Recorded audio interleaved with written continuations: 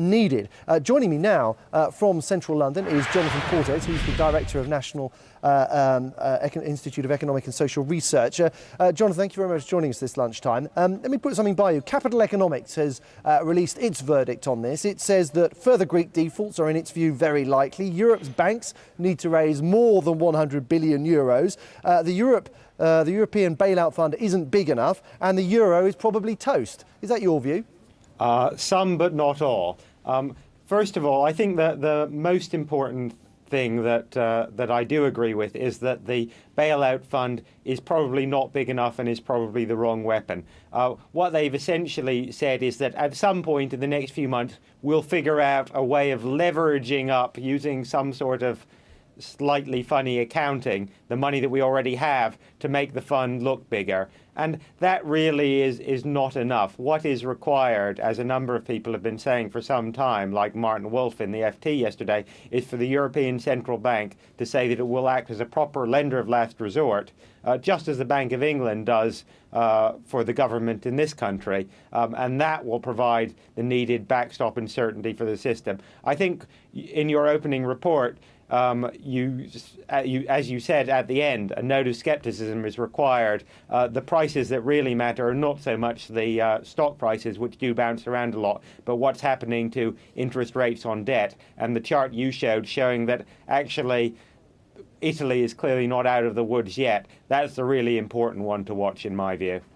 OK, so the noises that are coming out of the Eurozone, the French finance minister this morning punched the air and seemed to declare that he had saved the euro, or this is the deal that saved the euro. You don't think it's anything like that yet?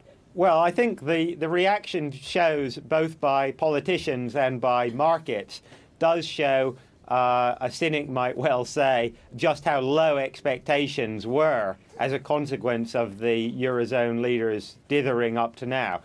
And I think there are some good points. The fact that the Eurozone leaders have finally, after all this time, confronted the banks and forced them to be realistic about writing off a realistic amount of Greek debt is a major step forward.